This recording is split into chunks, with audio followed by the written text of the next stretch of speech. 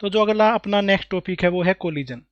Collision का देखो मतलब क्या होता है कि एक बॉडी जो है वो दूसरी बॉडी की पाथ में आ जाए या उसके साथ में टकरा जाए, तो इस प्रोसेस को बोला जाता है कोलिजन। ठीक है, तो लिखते हैं इसके बारे में। Two bodies collide when one केम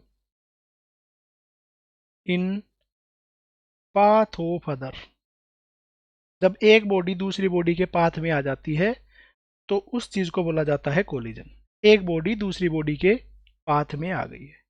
ठीक है, या ऐसा भी बोल सकते हैं, one body is influence other by a force. एक बॉडी दूसरी बॉडी को किसी फोर्स की वजह से इन्फ्लुएंस कर दे रही है, तो वो भी अपने पास में कोलिजन ही होता है।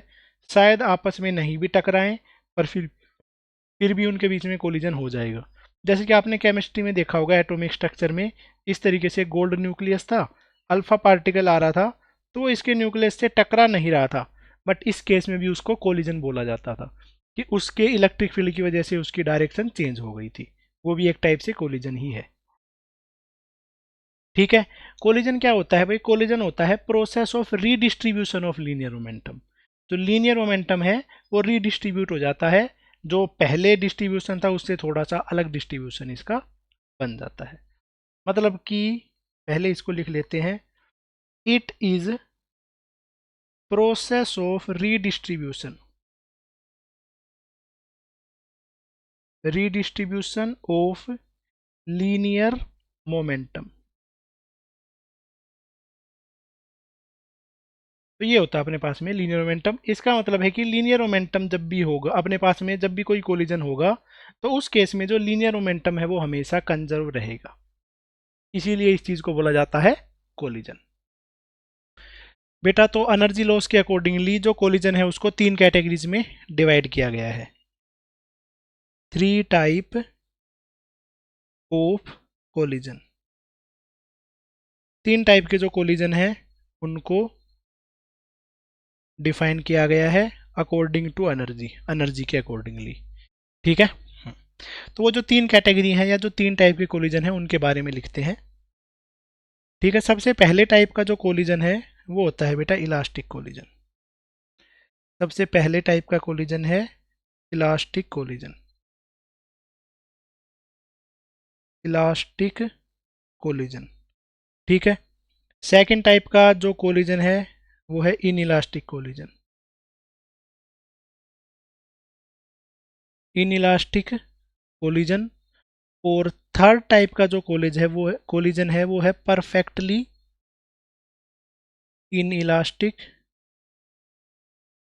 कोलिजन। ये 3 टाइप है अपने पास में कोलिजन के, इलास्टिक कोलिजन, इनइलास्टिक कोलिजन और परफेक्टली इनइलास्टिक कोलिजन। ओके, तो यही है अपने पास में 3 चीजें। सबसे पहले कोलिजन की अगर मैं बात करूं कि सबसे पहले टाइप का कोलिजन क्या होता है। ठीक है, सबसे पहले टाइप का कोलिजन है इलास्टिक कोलिजन। इलास्टिक कोलिजन बेटा वो कोलिजन हो जाता है जिसमें काइनेटिक एनर्जी का कोई भी लॉस नहीं होता है। No loss in kinetic energy. ये ऐसा कोलिजन है जिस कोलिजन में काइनेटिक एनर्जी में कोई भी लॉस नहीं होता है। सेकंड टाइप का जो कोलिजन है वो है इनइलास्टिक कोलिजन। इनइलास्टिक कोलिजन ये है जिसके अंदर में काइनेटिक एनर्जी में थोड़ा सा लॉस होता है। तो ये है कि some loss in kinetic energy, जिस कोलिजन में काइनेटिक एनर्जी में थोड़ा सा लॉस होता है। परफेक्टली इनइलास्टिक कोलिजन जिसका मतलब है कि maximum loss in kinetic energy. ये ऐसा कोलिजन है जिसमें काइनेटिक एनर्जी में मैक्सिमम लॉस होता है। ये 3 टाइप के कोलिजन हमने डिफाइन किए हुए हैं। ठीक है, इलास्टिक कोलिजन, इनइलास्टिक कोलिजन और परफेक्टली इनइलास्टिक कोलिजन। ठीक है, सबसे पहले चीज में देखो इलास्टिक कोलिजन में क्या होता है। इलास्टिक कोलिजन में जो बॉडी है उसमें कोई भी डिफॉर्मेशन नहीं होता है। ठीक है, जैसे कि मतलब कोलिजन हुआ कोलिजन के बाद में क्योंकि कोई एनर्जी लॉस हुआ ही नहीं, तो बॉडी डिफॉर्म नहीं हुई, मतलब जो बॉडी की जैसी शेप थी वैसी ही शेप रह गई है। ठीक है, तो इसमें है नो डिफॉर्मेशन ओवरऑल, इसमें ओवरऑल कोई भी डिफॉर्मेशन नहीं होती है। ठीक है, इनइलास्टिक कोलिजन में थोड़ी सी डिफॉर्मेशन होती है और थोड़ी सी हीट लॉस होती है, सम डिफॉर्मेशन या फिर हीट लॉस। इसमें थोड़ी सी डिफॉर्मेशन होती है और थोड़ी सी हीट लॉस होती है। ठीक है, परफेक्टली इनइलास्टिक कोलिजन होता है, इसमें बॉडी ज़्यादा से ज़्यादा डिफॉर्म हो जाती है, मतलब बॉडी की जो शेप थी वो बहुत ज़्यादा चेंज हो जाती है, बहुत ज़्यादा बदलने का चांस रहता है। जैसे कोई ट्रक है, ट्रक का कोलिजन हो जाए तो उस केस में बहुत तेज़ स्पीड में हो तो वो बहुत ज़्यादा बिगड़ सा जाता है। ठीक है, ऐसे एक ट्रक का अगर किसी बॉल से कोलिजन हो तो डिफॉर्मेशन बहुत कम है, तो ऐसा कुछ इसको समझा जा सकता है। Deformation and heat loss is high, high amount of heat loss या डिफॉर्मेशन होता है, या काइनेटिक एनर्जी का जो लॉस है वो होता है। इसके बाद में नेक्स्ट है कि भाई अप्रोच और सेपरेशन की वेलोसिटी। अप्रोच की वेलोसिटी का मतलब है कि बिफोर कोलिजन, कोलिजन से पहले किस तरीके से एक दूसरे की तरफ पार्टिकल जा रहे थे, और कोलिजन के बाद में किस तरीके से एक दूसरे से दूर की तरफ पार्टिकल्स जा रहे हैं, इस बारे में इसको पढ़ा जाता है। तो इलास्टिक कोलिजन में जो अप्रोच की वेलोसिटी है वही सेपरेशन की वेलोसिटी होती है। अप्रोच जो है वो होती है बिफोर कोलिजन और सेपरेशन होती है आफ्टर कोलिजन। इसको बोला जाएगा बिफोर कोलिजन, और पार्टिकल्स में जो सेपरेशन होती है वो होती है आफ्टर कोलिजन। कोलिजन से पहले अप्रोच हो रही होती है, कोलिजन के बाद में सेपरेशन हो रही होती है। इन इलास्टिक कोलिजन में क्या होता है कि velocity of separation is less than velocity of approach, मतलब कोलिजन के बाद में जो पार्टिकल हैं उनके बीच में सेपरेशन जो है, उनका जो गैप बढ़ रहा है बीच में कोलिजन के बाद में, वो थोड़ा थोड़ा बढ़ रहा होता है। अप्रोच उनमें फास्ट होती है as compare to separation. Okay, number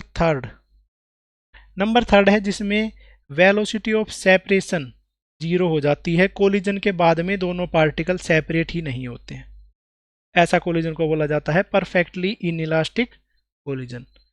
no separation at all,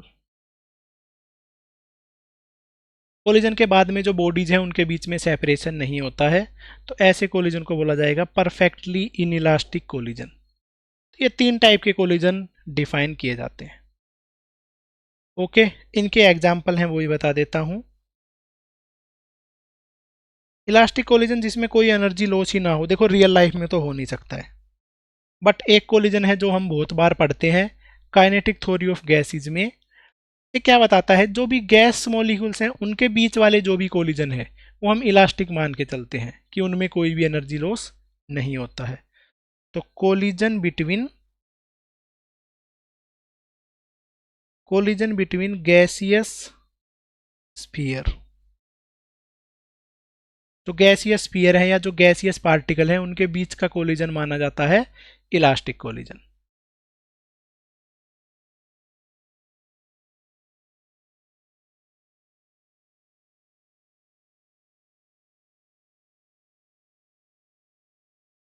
ठीक है, इनइलास्टिक कोलिजन, देखो रियल लाइफ में जितने भी कोलिजन हैं सारे के सारे इनइलास्टिक ही होते हैं। पहले बॉडीज आपस में फास्ट आ रही थी, टकराने के बाद में थोड़ा थोड़ा दूर करके सेपरेट हो रही होती हैं। तो जितने भी रियल लाइफ कोलिजन है, रियल लाइफ कोलिजन जितने भी हैं ये सारे के सारे इनइलास्टिक कोलिजन ही हैं। ठीक है, नेक्स्ट अपने पास में है परफेक्टली इनइलास्टिक कोलिजन।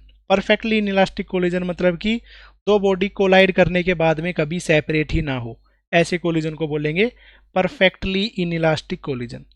इसका अपने पास में एग्जांपल है क्ले का कोलिजन, अगर मैं स्टोन के साथ में करवा देता हूं, क्ले प्लस स्टोन कोलिजन, इस कोलिजन को माना जाएगा परफेक्टली इनइलास्टिक कोलिजन। इसका मतलब ये है कि इस कोलिजन के बीच में, इस केस के अंदर में जो क्ले और स्टोन के बीच में जो कोलिजन है वो परफेक्टली इनइलास्टिक होगा, मतलब जो बॉडीज हैं वो आपस में कोलिजन के बाद में सेपरेट नहीं होंगी। तो इस तरीके से इन तीन कैटेगरीज के कोलिजन होते हैं। तीन टाइप के जो कोलिजन है वो हमने लिख लिए हैं। याद रखना बेटा इन तीनों टाइप के कोलिजन को, क्योंकि बेसिक क्वेश्चन इन पे ही बेस्ड बनेंगे। ठीक है, जो भी थ्योरेटिकल क्वेश्चन आएंगे इन पे ही बेस्ड बनेंगे। ठीक है, क्वेश्चन भी करेंगे इन पे बेस्ड। उससे पहले कुछ और जो थ्योरेटिकल चीजें हैं कोलिजन की वो कर लेते हैं। कोलिजन में जो नेक्स्ट टॉपिक है वो है इम्पैक्ट पैरामीटर। इम्पैक्ट पैरामीटर जिसको लिखा जाता है बी से।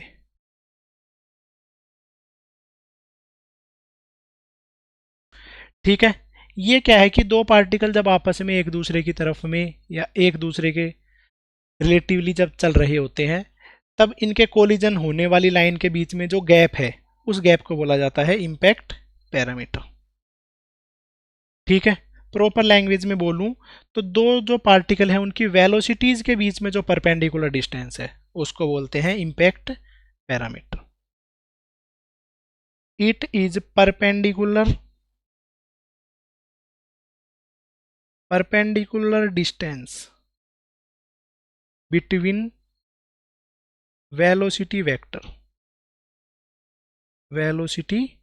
वेक्टर्स, जो दो पार्टिकल के वेलोसिटी वेक्टर्स हैं उनके बीच में कितना सा परपेंडिकुलर डिस्टेंस है, ये मेजर कर रहा होता है इम्पैक्ट पैरामीटर।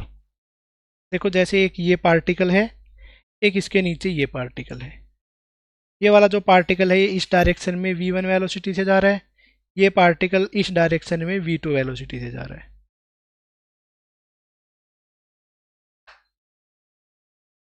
ऐसे दोनों पार्टिकल्स चल रहे हैं, तो इन दोनों के बीच में जो परपेंडिकुलर डिस्टेंस है ये वाला, इस डिस्टेंस को बोला जाता है इम्पैक्ट पैरामीटर। ठीक है, इन दोनों की जो वेलोसिटीज हैं उन दोनों की वेलोसिटीज के बीच का जो परपेंडिकुलर डिस्टेंस है इसको मैं बोल रहा हूं इम्पैक्ट पैरामीटर। तो नेक्स्ट आता है कि इम्पैक्ट पैरामीटर के अकॉर्डिंगली अपने पास में कितने टाइप के कोलिजन हो सकते हैं। तो इम्पैक्ट पैरामीटर के अकॉर्डिंगली अपने पास में दो टाइप के कोलिजन होते हैं। ठीक है, two types of collision according to impact parameter. Impact parameter के अकॉर्डिंगली भी दो टाइप के अपने पास में कोलिजन होते हैं।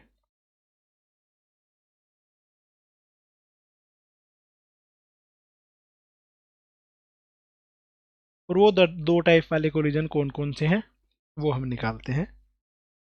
सबसे पहले टाइप का जो कोलिजन बनता है इस केस में वो है head on collision. Head on collision, ठीक है। हेड ऑन कोलिजन क्या होता है, जहां पे इम्पैक्ट पैरामीटर 0 होता है ऐसे कोलिजन को बोला जाता है हेड ऑन कोलिजन। जो दो बॉडीज हैं वो आपस में हेड टू हेड कोलाइड करती हैं, तो ऐसे कोलिजन को बोला जाएगा हेड ऑन कोलिजन। देखो एक है मास m1 जो कि u1 वेलोसिटी से चल रहा है, ठीक है। इसके सामने ही एक मास रखा हुआ है m2 जो कि चल रहा है u2 वेलोसिटी से। ऐसे कोलिजन को बोला जाता है हेड ऑन कोलिजन। ठीक है, m1 चल रहा है u1 से, m2 चल रहा है u2 से, दोनों के दोनों सेम लाइन के अलोंग में चल रहे हैं, तो ऐसे कोलिजन को बोला जाएगा हेड ऑन कोलिजन। ठीक है, इसी को बोलते हैं line of motion. Line of motion, दोनों की जो लाइन ऑफ मोशन है वो सेम ही है। ठीक है, और दोनों की जो लाइन ऑफ इम्पैक्ट है, जिस लाइन के अलोंग में आपस में जो फोर्स लगाएंगे वो भी यही सेम लाइन है। ठीक है, एक टाइप का एग्जांपल ये है। ठीक है, सेकंड टाइप से हेड ऑन कोलिजन कैसे हो सकता है, कि दोनों पार्टिकल एक दूसरे की डायरेक्शन में चल रहे हों। जैसे ये पार्टिकल है और दूसरा पार्टिकल है, दोनों के दोनों एक दूसरे की डायरेक्शन में चल रहे हैं, मतलब एक दूसरे की तरफ जा रहे हैं, u1 और u2 वेलोसिटी से, m1 और m2 इनका मास है। तो ये भी अपने पास में हेड ऑन कोलिजन है, इसमें यही है, इसी को बोलेंगे लाइन ऑफ मोशन, और इसी लाइन के अलोंग में दोनों पे आपस में फोर्स लगेगा, तो यही है इनकी लाइन ऑफ इम्पैक्ट भी।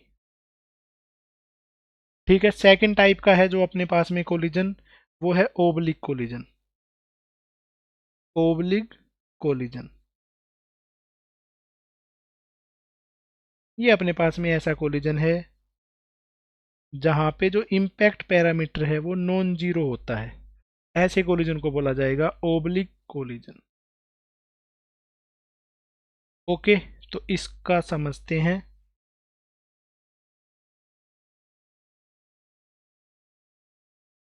ऐसे दो पार्टिकल हैं, एक पार्टिकल है वो इस डायरेक्शन में जा रहा है, दूसरा जो पार्टिकल है वो इस डायरेक्शन में जा रहा है। इसकी वेलोसिटी ज़्यादा है, इसकी वेलोसिटी कम है, इसका मास है m1, इसका मास है m2। अब दोनों पार्टिकल इस तरीके से चल रहे हैं।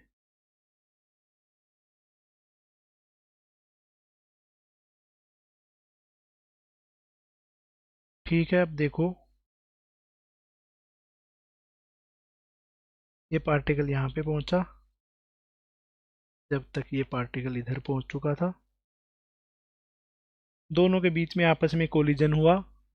ठीक है, ये थी ऊपर वाले की लाइन ऑफ मोशन, ये है नीचे वाले की लाइन ऑफ मोशन, और इस लाइन के अलोंग में दोनों के बीच में इम्पैक्ट लगा है। ठीक है, इस पे जो फोर्स लगा है वो इस डायरेक्शन में लगेगा, इस पे जो फोर्स लगा है वो इस डायरेक्शन में लगेगा। ठीक है, तो इस लाइन को बोला जाता है लाइन ऑफ इम्पैक्ट। इन पे जो फोर्स लगेगा, जो एक्शन रिएक्शन पेयर लगेगा, वो इस तरीके से लग रहा होगा, इस लाइन को बोला जाता है लाइन ऑफ इम्पैक्ट। और लाइन ऑफ इम्पैक्ट लगने के बाद में एक पार्टिकल कहीं इस डायरेक्शन में जा सकता है, दूसरा पार्टिकल इस डायरेक्शन में जा सकता है। और इनकी जो वेलोसिटी वो मैंने लिख दी है v1 और v2, जो कि पूरी की पूरी रैंडम है बेटा, डिपेंड करेगा किस टाइप का कोलिजन है अपने पास में, इलास्टिक इन इलास्टिक, इन सब चीज़ों पे डिपेंड करेगा। बट जो रफ एस्टिमेट है, ऐसा कुछ हो सकता है, पॉसिबिलिटी है, वो चीज़ बता रहा हूँ। तो यहाँ पे हमने सिर्फ ये समझा है कि हेड ऑन कोलिजन क्या होता है और ओब्लिक कोलिजन क्या है, इन दोनों चीज़ों के बारे में हमने पढ़ा है। अब इसके बाद में जो नेक्स्ट जो चीज़ है वो है coefficient of restitution. Coefficient of restitution, जिसको लिखा जाता है ई से। अगला जो टॉपिक है वो है बेटा कोफिशिएंट ऑफ रेस्टिट्यूशन, जिसको कि लिखा जाता है ई से। कोफिशिएंट ऑफ रेस्टिट्यूशन अब हम समझते हैं कि कोफिशिएंट ऑफ रेस्टिट्यूशन क्या होता है। कोफिशिएंट ऑफ रेस्टिट्यूशन होता है बेटा रेशियो है एक, जो कि velocity of separation upon velocity of approach का रेशियो है। तो ये रिप्रेजेंट कर रहा है velocity of separation after collision, collision के बाद में वेलोसिटी ऑफ सेपरेशन, उसको डिवाइड कर देंगे velocity of approach before collision से। Velocity of separation after collision upon velocity of approach before collision, velocity of separation upon velocity of approach, इस ratio को बोला जाता है कोफिशिएंट ऑफ रेस्टिट्यूशन। ये इसका सिंपल सा फॉर्मूला है। अगर मैं बात करूं इलास्टिक कोलिजन के लिए, अगर अपने पास में जो इलास्टिक कोलिजन है, इलास्टिक कोलिजन के केस में कोफिशिएंट ऑफ रेस्टिट्यूशन की वैल्यू क्या होगी। तो इलास्टिक कोलिजन के केस के अंदर में जो वेलोसिटी ऑफ सेपरेशन है और जो वेलोसिटी ऑफ अप्रोच है, दोनों सेम ही होती हैं, तो जो कोफिशिएंट ऑफ रेस्टिट्यूशन है उसकी वैल्यू होती है 1। इसके बाद आता है perfectly in elastic. Perfectly in elastic collision, ये वो कोलिजन है जहां पे कोफिशिएंट ऑफ रेस्टिट्यूशन की वैल्यू 0 होती है। मतलब कि परफेक्टली इन इलास्टिक कोलिजन में बॉडीज सेपरेट ही नहीं होंगी, तो वेलोसिटी ऑफ सेपरेशन ही 0 हो जाएगी, और अप्रोच की चाहे कुछ भी हो, तो कोई फर्क इसमें नहीं पड़ता है। इसके बाद में थर्ड टाइप का जो कोलिजन है वो है इन इलास्टिक, परफेक्टली, सॉरी सिर्फ इन इलास्टिक।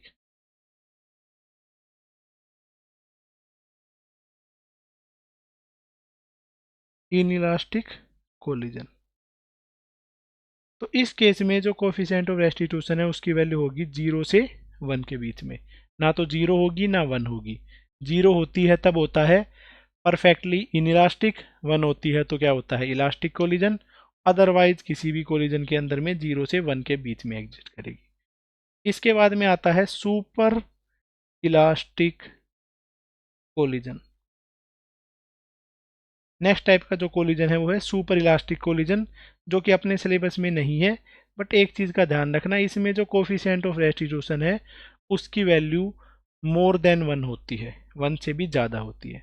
ठीक है, तो एक आधे क्वेश्चन पेपर में ये चीज़ पूछी जा सकती है, तो इसलिए बता दी है, अदरवाइज अपने सिलेबस में ये 3 ही कोलिजन है। ठीक है, सुपर इलास्टिक कोलिजन में कोई ना कोई अलग से सोर्स लगा रहता है जिससे कि एक्स्ट्रा एनर्जी प्रोड्यूस हो जाती है, जो कि सेपरेशन से ज़्यादा, मतलब कि अप्रोच की वेलोसिटी कभी ज़्यादा हो ही नहीं सकती है, सॉरी सेपरेशन की वेलोसिटी कभी ज़्यादा नहीं हो सकती है। तो इसमें कोई ना कोई अलग से सोर्स लगा रहता है, इस बारे में हम नहीं पढ़ेंगे, काम की चीज़ नहीं है, बस इतना सा तक ही हमें याद रखना है, थ्योरेटिकल क्वेश्चन के लिए लिखवाया गया है।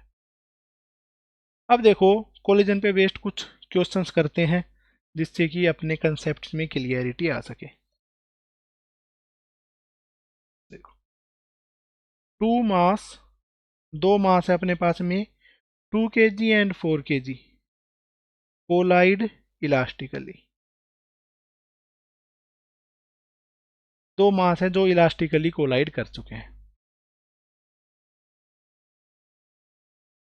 ठीक है, इलास्टिक कोलिजन के उनके बीच में हो रहा है, तो इसमें हमें कैलकुलेट करना है, कैलकुलेट फाइनल वेलोसिटीज। इस केस में जो इन पार्टिकल की फाइनल वेलोसिटी होगी वो हमें कैलकुलेट करनी है, और साथ साथ में इनकी जो इनिशियल वेलोसिटी है वो गिवन है। एक 2 kg का मास है, पहले चल रहा था 10 मीटर पर सेकंड से, बाद में उसके साथ में एक 4 kg का मास है जो कि चल रहा है 6 मीटर पर सेकंड से। अब इन दोनों के बीच में कोलिजन होता है, और जैसा कि मैंने बताया है दोनों के बीच का जो कोलिजन है वो इनइलास्टिक है, तो कोलिजन के बाद में इनकी जो वेलोसिटी होगी वो हमें कैलकुलेट करनी है। कोलिजन के बाद की जो वेलोसिटी होगी v1 और v2 वो हमें कैलकुलेट करनी है। Find out velocities after collision. Collision के बाद की जो वेलोसिटी है वो हमें कैलकुलेट करके बतानी है। देखो तो बेटा समझाते हैं, इजी सा कंसेप्ट है, इजी से इसके आंसर आ जाएंगे, कुछ भी इसमें मुश्किल नहीं है। तो अब देखो जब भी कोलिजन हो रहा होता है तो ऑब्वियस सी बात है, जो ये वाला पार्टिकल है ये फास्ट चलेगा, आगे वाला पार्टिकल स्लो चलेगा, तभी जाके कोलिजन हो पाएगा, ना तो ये ही अगर स्लो है तो कभी कोलिजन होगा ही नहीं। कोलिजन होने के बाद में जो आगे वाला पार्टिकल है वो फास्ट हो जाता है, पीछे वाला पार्टिकल है वो स्लो हो जाता है, क्योंकि इससे कुछ मोमेंटम आगे वाले को ट्रांसफर हो जाता है, जिससे कि आगे वाले की जो एनर्जी है वो थोड़ी सी बढ़ जाती है, पीछे वाले की, सॉरी मोमेंटम है वो बढ़ जाता है, पीछे वाले का थोड़ा सा घट जाता है। तो कोलिजन के बाद में सेपरेशन ही होता है, कोलिजन से पहले अप्रोच ही होता है। ओके, तो ऐसा कोई भी क्वेश्चन आएगा तो उसको हम सोल्व कैसे करेंगे, क्योंकि दो वेरिएबल हैं अपने पास में, तो उस केस में दो इक्वेशन चाहिए होंगी। एक इक्वेशन तो आ जाएगी कंजर्वेशन ऑफ लीनियर मोमेंटम से, दूसरी इक्वेशन आ जाएगी वेलोसिटी ऑफ अप्रोच और वेलोसिटी ऑफ सेपरेशन से। ऐसे करना है, बस इतना सिंपल सा इसका लॉजिक है। सबसे पहले हम लगाते हैं कंजर्वेशन ऑफ लीनियर मोमेंटम। पहला जो काम इसमें लगाएंगे वो होगा conservation of linear momentum. Initial momentum is equal to final momentum. Initial momentum हो जाएगा 2 × 10 + 4 × 6। ठीक है, फाइनल मोमेंटम इसका बनता है 2 × v1 + 4 × v2। अब इसको करते हैं 20 + 24 = 2v1 + 4v2। ये बन जाता है 44 = 2v1 + 4v2। इसको अगर हम 2 से मल्टीप्लाई कर देते हैं तो बन जाता है 22 is equal to V1 plus 2V2। ये बन जाती है इक्वेशन नंबर 1। इस केस में ये जो इक्वेशन है ये बन गई है इक्वेशन नंबर 1। बाद में कोलिजन के बाद की सिचुएशन है वो लिखते हैं, ठीक है, सॉरी, कोलिजन से पहले और बाद की सिचुएशन है उसके accordingly conservation of linear momentum है वो ये आ गया है, ठीक है। अब देखो नेक्स्ट इक्वेशन हम किस तरीके से लिखेंगे। नेक्स्ट इक्वेशन लिखेंगे velocity of approach is equal to velocity of separation.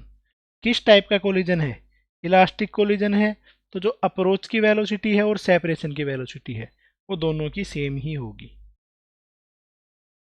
तो ये अपने पास में वेलोसिटी ऑफ अप्रोच, इस 10 से इसके पीछे आ रहा है, 6 से आगे चल रहा था, तो वेलोसिटी ऑफ अप्रोच क्या हो जाएगी 10 माइनस 6। वेलोसिटी ऑफ सेपरेशन लिखते हैं, फाइनल वेलोसिटी में से इनिशियल वेलोसिटी घटा दी, v2 माइनस v1, तो 4 बन जाता है v2 माइनस v1, जो कि बन गई है इक्वेशन नंबर 2। तो इक्वेशन नंबर 1 थी ये 22 is equal to v1 plus 2v2, equation number 2 है ये 4 is equal to v2 minus v1। बस इन दोनों को सोल्व करना है, इन दोनों को सोल्व करते ही आंसर आ जाएगा। Now adding equation number 1 and 2, 1 और 2 दोनों इक्वेशन को ऐड करेंगे, तो लेफ्ट साइड में लेफ्ट साइड ऐड करेंगे, तो 22 प्लस 4, ये बेटा दो इक्वेशन है इनको सोल्व कर रहा हूँ मैं, ठीक है। दो इक्वेशन को सोल्व देखो कैसे किया जाता है, एक में प्लस v1 है एक में माइनस v1 है, तो इन दोनों को हम ऐड ही कर दिया करते थे, वही वाला अप्रोच है वो लगा रहा हूँ मैं। तो ये बन रहा है v1 प्लस 2v2, आगे बन गया है v2 माइनस v1, तो v1 से v1 कैंसिल आउट, तो 3v2 इसकी वैल्यू हो चुकी है 26। इसका मतलब है v2 है उसकी वैल्यू बन गई है 26/3 मीटर पर सेकेंड। तो ये जो पार्टिकल है जिस वेलोसिटी से इसकी जो मतलब दूसरा वाला जो पार्टिकल है उसकी वेलोसिटी आ गई है 26/3 मीटर पर सेकेंड, अभी v1 की वेलोसिटी बची हुई है, तो इसकी को हम पुट कर देते हैं इक्वेशन नंबर 2 में। तो अब हम करेंगे पुट इन इक्वेशन नंबर 2, तो 4 is equal to 26/3 minus v1, तो v1 is equal to 26/3 minus 4, 3 आ गया है एलसीएम 26 माइनस 12, तो ये बन जाता है 14/3 मीटर पर सेकेंड। ये बन गई है अपने पास में v1 की velocity.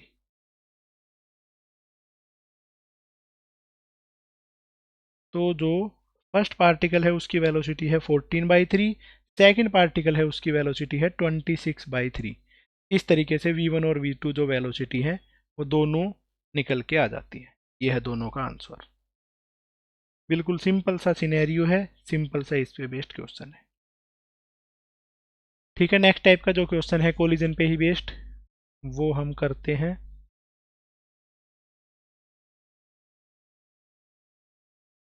If collision is inelastic, इस केस में जो कोलिजन है वो इनइलास्टिक है और इसका कोफिशिएंट ऑफ रेस्टिट्यूशन है 1/2। तो इस केस में हमें कैलकुलेट करना है, find out final velocities after collision. Collision के बाद में फाइनल वेलोसिटी कैलकुलेट करनी है, एंड ऑल्सो फाइंड आउट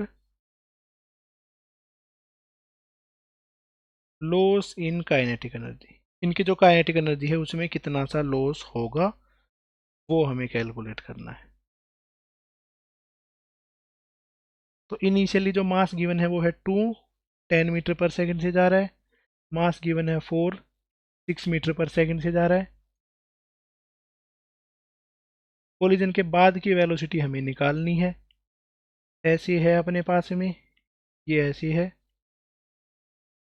इसकी वेलोसिटी है v1, कोलिजन के बाद इसकी वेलोसिटी है v2, ये है 2, ये है 4।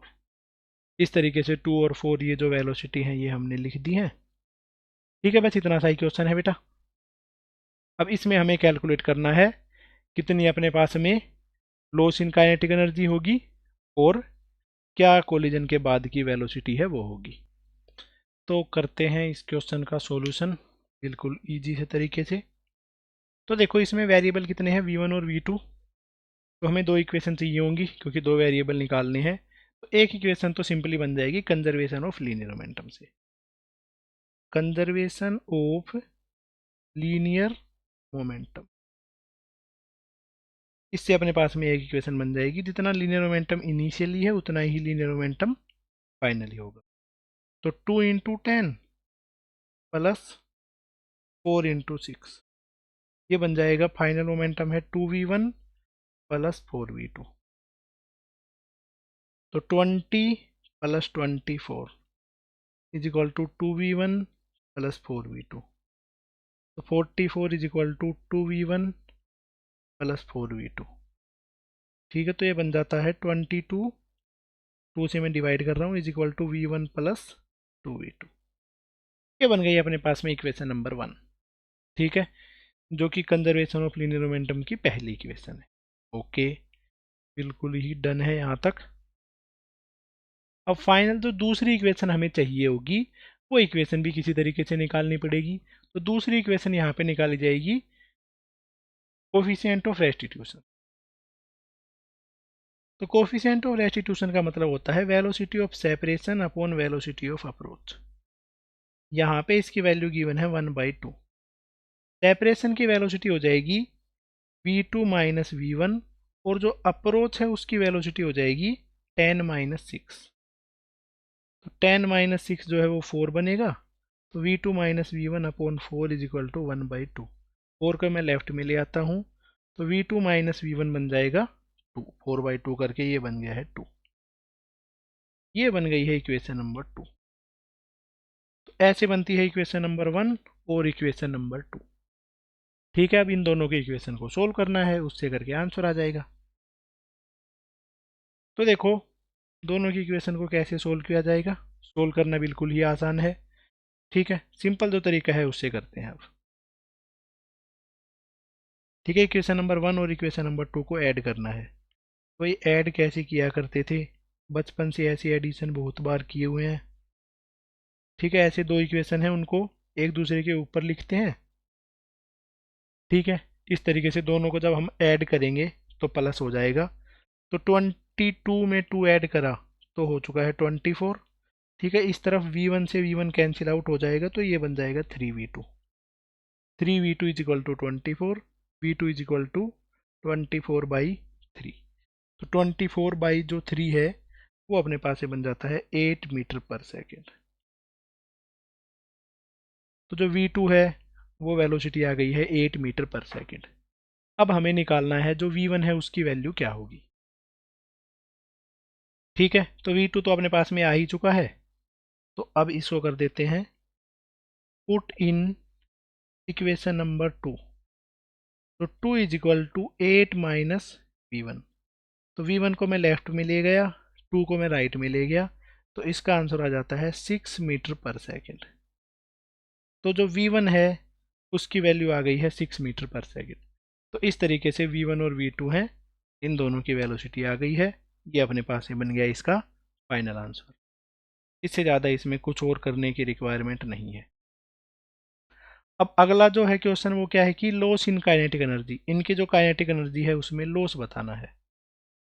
तो काइनेटिक एनर्जी का जो लॉस है उसको कैसे निकाला जाएगा, initial kinetic energy minus final kinetic energy. Initial kinetic energy हो जाती है हाफ पहले पार्टिकल का मास इंटू पहले पार्टिकल की वेलोसिटी का स्क्वायर। तो half into 2 into 10 square plus second particle जो है उसका मास है 4 और उसकी वेलोसिटी है 6। 4 इंटू 6 का स्क्वायर, ये आ गई है initial kinetic energy.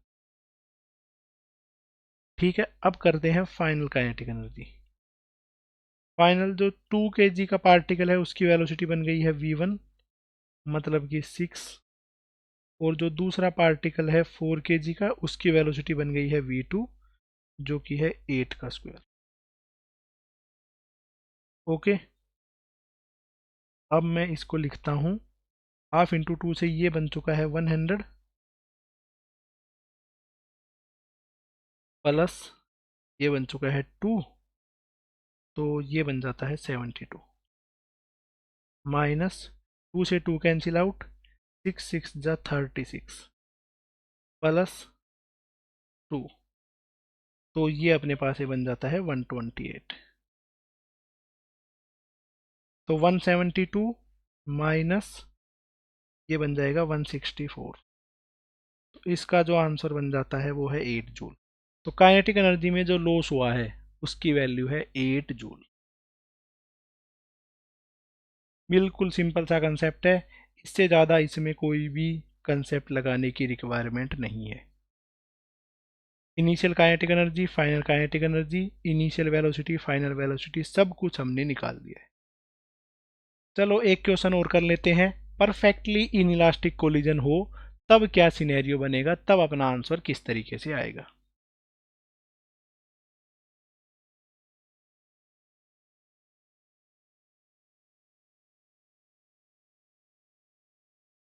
If collision between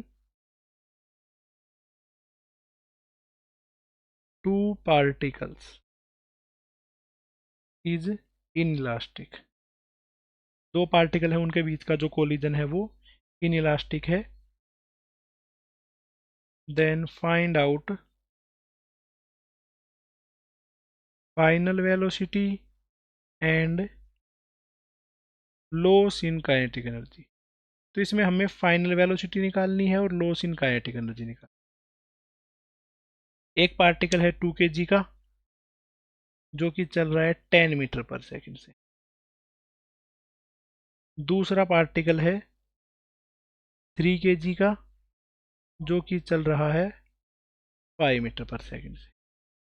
ऐसे है अपने पास में सिनेरियो, दोनों पार्टिकल आपस में कोलाइड करें और इनके बीच का जो कोलिजन है वो इनइलास्टिक नहीं बेटा, परफेक्टली इनइलास्टिक है, perfectly inelastic. Collision between two particle is perfectly inelastic. अब इस क्वेश्चन को सोल्व करना है। फाइनल वेलोसिटी बतानी है और लॉस इन काइनेटिक एनर्जी बतानी है। तो देखो कोलिजन जैसे ही हो जाएगा तो कोलिजन के बाद में दोनों पार्टिकल एक साथ चलने लग जाएंगे, तो 2 + 3 kg है, दोनों के दोनों एक साथ चल रहे होंगे v वेलोसिटी से। तो इसमें हम अप्लाई करते हैं कंजर्वेशन ऑफ लीनियर मोमेंटम।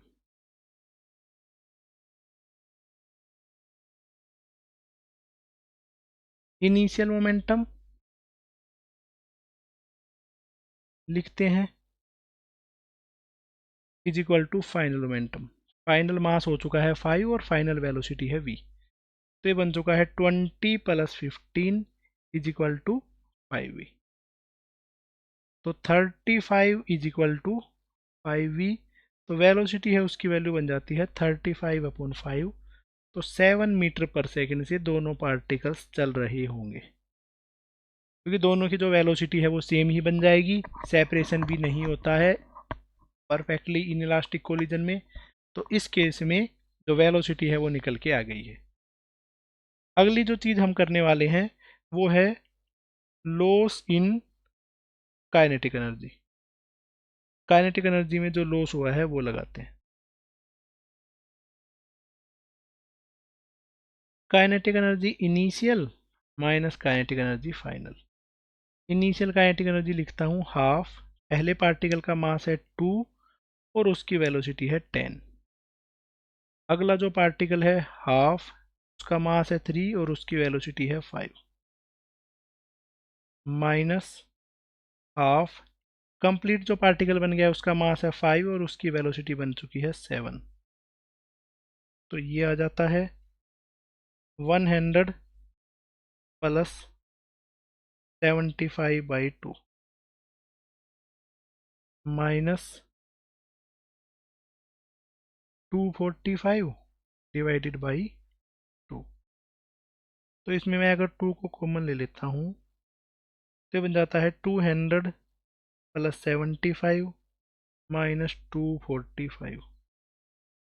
तो 275 माइनस 245 डिवाइडेड बाई 2। तो इसमें से इसको घटाया तो बन चुका है 30/2, जो कि बन जाएगा अपने पास में 15 जूल। तो लॉस इन काइनेटिक एनर्जी है, उसका आंसर बन जाता है 15 जूल। ठीक है, इससे ज़्यादा इसमें कुछ भी निकालने की रिक्वायरमेंट नहीं है। तो ये अपने पास में तीनों टाइप के जो कोलिजन है वो हो गए हैं, और तीनों टाइप के कोलिजन पे बेस्ड जो क्वेश्चन थे वो हो गए हैं। ठीक है, नोट्स इन सब के आपको टेलीग्राम चैनल पे ही मिल जाएंगे, तो कोई दिक्कत वाली बात है ही नहीं। तो बेटा देखो नोट क्या है अपने पास में। अगर कोई भी दो ऑब्जेक्ट हैं और उन दोनों का अगर मास इक्वल है, ठीक है, और दोनों के बीच में जो कोलिजन है वो इलास्टिक होगा, तो उस केस में क्या है कि वो दोनों ऑब्जेक्ट अपनी वेलोसिटी को इंटरचेंज कर लेती हैं, या अपने मोमेंटम है उसको इंटरचेंज कर लेती हैं। ठीक है, if elastic collision is between two bodies of same mass. अगर इलास्टिक कोलिजन हो रहा है दो बॉडीज के बीच में और उनका अगर मास सेम है, ठीक है, तो इस केस में क्या होता है, then they will interchange their velocity. तो अपनी वेलोसिटी है उसको इंटरचेंज कर लेते हैं। ओके, इस चीज़ को जैसे समझो जैसे कि ये अपने पास में है m मास की बॉडी है, ये इधर चल रही है u1 वेलोसिटी से। एक अपने पास में दूसरी है m मास की बॉडी, इन दोनों के बीच में हेड ऑन कोलिजन ही हो रहा है क्योंकि हेड ऑन ही पढ़ रहे हैं अभी तक के लिए। इसकी वेलोसिटी है u2। अब देखो जैसे ही इन दोनों के बीच में कोलिजन होता है, तो कोलिजन होने के बाद में इस तरीके से डायग्राम बन जाता है। भाई एक की वेलोसिटी बन गई है v1 और दूसरे की वेलोसिटी बन गई है v2।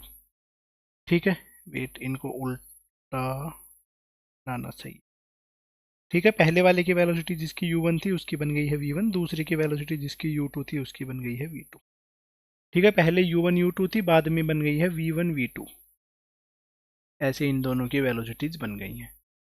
तो इस केस में क्या है कि इनकी वेलोसिटी इंटरचेंज हो गई है, तो कंजर्वेशन ऑफ लीनियर मोमेंटम लगाएंगे इसमें। तो इसमें देखो क्या हो जाएगा, इसका मास इंटू u1 प्लस दूसरी बॉडी का mass into u2, mv1 plus mv2। तो इसका मतलब क्या है कि u1 प्लस u2 क्या बन जाता है, v1 प्लस v2।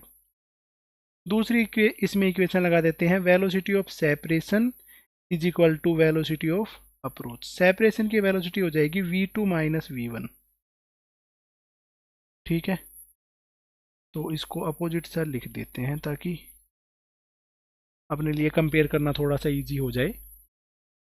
अप्रोच की वेलोसिटी मैं लिख रहा हूँ पहले, तो अप्रोच की वेलोसिटी हो जाएगी u1 माइनस u2, और सेपरेशन है उसकी वेलोसिटी हो जाएगी v2 माइनस v1। क्योंकि ये ज़्यादा है ये कम है, इस केस में ये ज़्यादा है ये कम है, ये चीज़ ऑलरेडी हम पहले ही डिस्कस कर चुके हैं। इक्वेशन नंबर 1 है और इक्वेशन नंबर 2 है, ऐड कर देते हैं।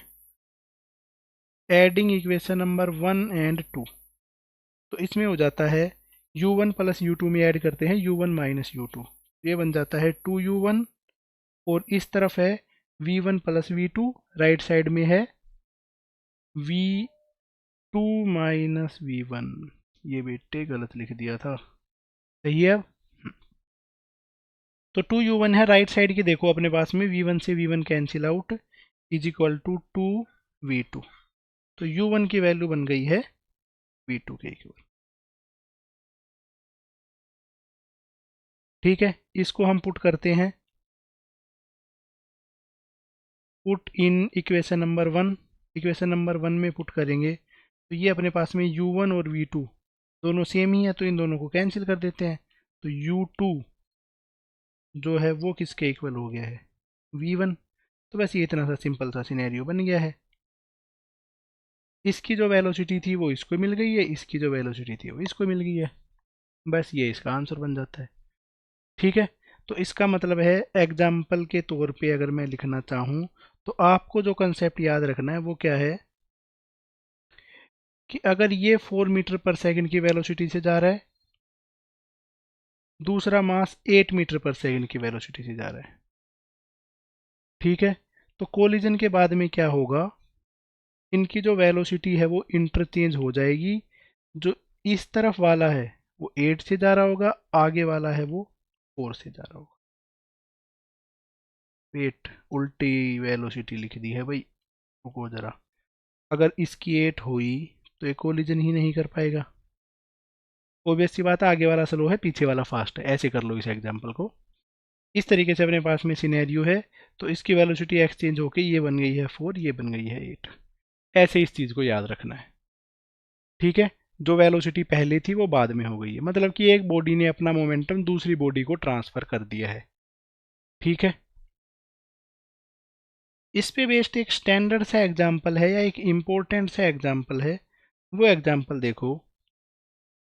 अगर एक बॉडी है जो कि u1 वेलोसिटी से जा रही है, ठीक है, आगे हमने दो मास रखे हुए हैं, 1 2 3 कर लो भाई, 3 मास रखे हुए हैं इस तरीके से, बॉडी नंबर 1 2 और 3 और 4, टोटल 4 मास है, ठीक है। ऑल मास आर सेम, ये पहले है, रेस्ट पे हैं ये तीनों के तीनों, ठीक है। एंड कोलिजन इज इलास्टिक, ये सारे के सारे मास है ये सेम है और इनके बीच में जो कोलिजन है वो इलास्टिक है, ठीक है। तो इस केस में ड्रॉ करो, ड्रॉ फाइनल सिचुएशन। इस केस में जो फाइनल सिचुएशन होगी उस सिचुएशन को आपको ड्रॉ करना है। तो बेटा फाइनल सिचुएशन है उसको ड्रॉ करते हैं। देखो क्या है, ये वाला जो मास है ये अपनी जो मोमेंटम है अगले को ट्रांसफर करेगा, ये अपना अगले को ट्रांसफर करेगा, ये उससे अगले को ट्रांसफर करेगा, इस तरीके से मोमेंटम ट्रांसफर होता हुआ चला जाएगा। फाइनल सिचुएशन ऐसी बन जाएगी कि जो मास हैं 1 2 और 3 वो तीनों हो जाएंगे रेस्ट पे, और जो फोर्थ वाला जो पार्टिकल है वो आगे की तरफ u1 वेलोसिटी से जा रहा होगा। ये बन जाती है इस केस में फाइनल सिचुएशन, ठीक है। बस इतना सा इसका कंसेप्ट था। इसके बाद में जो अगला कंसेप्ट है वो है कि elastic collision, elastic collision with very heavy object, कि इलास्टिक कोलिजन ही हो रहा है बट किसके साथ में, बहुत हैवी ऑब्जेक्ट के साथ में। वो हमें कैलकुलेट करना है कि किस तरीके से इसकी कैलकुलेशन होगी। एक मान लेते हैं बहुत ज़्यादा लार्ज मास है या बहुत हैवी मास है, ठीक है। इसके साथ में एक लाइट मास की ऑब्जेक्ट है वो कोलिजन कर रही है। इस केस में ऐसा है बेटा, जो कैपिटल एम है वो बहुत ज़्यादा लार्ज है as compare to small mass, ठीक है। इनके बीच में जो कोलिजन है वो इलास्टिक है, तब के लिए सिचुएशन लिख रहा हूँ, अदरवाइज ये सिचुएशन वैलिड नहीं है। ओके, कोलिजन के बाद वाला जो डायग्राम है वो मैं थोड़ा सा आगे की तरफ बनाऊंगा। तो इस तरीके से अपने पास में सिनेरियो है। अगर ये वाली ऑब्जेक्ट है ये आ रही है 4 मीटर पर सेकंड से, जो स्मॉल मास है वो आगे की तरफ जा रहा है 2 मीटर पर सेकंड से, ओके। तो अब हमें बताना है फाइनली जो लार्ज वाली ऑब्जेक्ट है उसकी वेलोसिटी कितनी होगी, स्मॉल वाली ऑब्जेक्ट है उसकी वेलोसिटी कितनी होगी। तो ऐसा कोई भी केस आएगा ना बेटा, तो उस केस में मान के चलेंगे कि लार्ज ऑब्जेक्ट है उसमें कोई सिग्निफिकेंट चेंज नहीं आया है, ठीक है। लार्ज ऑब्जेक्ट है उसकी वेलोसिटी में कोई सिग्निफिकेंट चेंज नहीं आएगा, क्योंकि छोटी सी ऑब्जेक्ट से इसकी वेलोसिटी चेंज नहीं होगी। तो जो लार्ज वाली ऑब्जेक्ट है वो तो 4 मीटर पर सेकंड से ही चल रही होगी, स्मॉल वाली ऑब्जेक्ट है उसकी वेलोसिटी मान लेंगे कि v हो गई है। अब ये जो v है यही हमें निकालना है। तो ऐसे क्वेश्चन को सोल्व करने के लिए हमें लगाना होता है velocity of separation is equal to velocity of approach. इन दोनों के बीच जो सेपरेशन की वेलोसिटी है और इनके बीच जो अप्रोच की वेलोसिटी है वही लिखने वाले हैं। ठीक है, वेलोसिटी ऑफ सेपरेशन, सेपरेशन की क्या है, ये v से आगे जा रहा है, 4 से पीछे आ रहा है, तो v माइनस 4। ठीक है, वेलोसिटी ऑफ अप्रोच की बात करें तो वो हो जाती है 4 में से मैं 2 को सब्ट्रैक्ट कर दूंगा, तो 4 माइनस, तो v minus 4 is equal to 2, तो जो वेलोसिटी है वो हो जाती है 6 मीटर पर सेकेंड। ठीक है, तो जो फाइनल वेलोसिटी है इस वाली ऑब्जेक्ट की वो बन जाती है अपने पास में 6 मीटर पर सेकेंड की, 6 की स्पीड से वो मूव कर रहा है। ठीक है, ये हो जाता है elastic collision with heavy object, heavy object के साथ में जो इलास्टिक कोलिजन है वो डन है। यहाँ तक में कोई दिक्कत नहीं है। और बेटा इस केस में कंजर्वेशन ऑफ लीनियर मोमेंटम को अप्लाई नहीं करते हैं, इस चीज़ का ध्यान रखना, conservation of linear momentum is not applicable here. ठीक है, यहाँ पे कंजर्वेशन ऑफ लीनियर मोमेंटम नहीं लगाएंगे। हाँ, एक्चुअल में लीनियर मोमेंटम कंजर्व होता है, बट इन प्रॉब्लम्स को सोल्व करने के लिए उस चीज़ को अप्लाई हम नहीं करते हैं।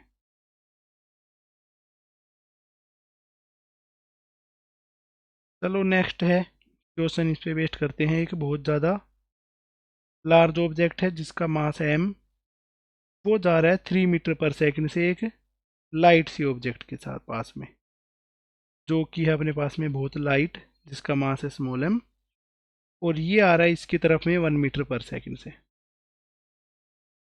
तो कोलिजन के बाद की वेलोसिटी इन दोनों की ड्रॉ करनी है। बिफोर,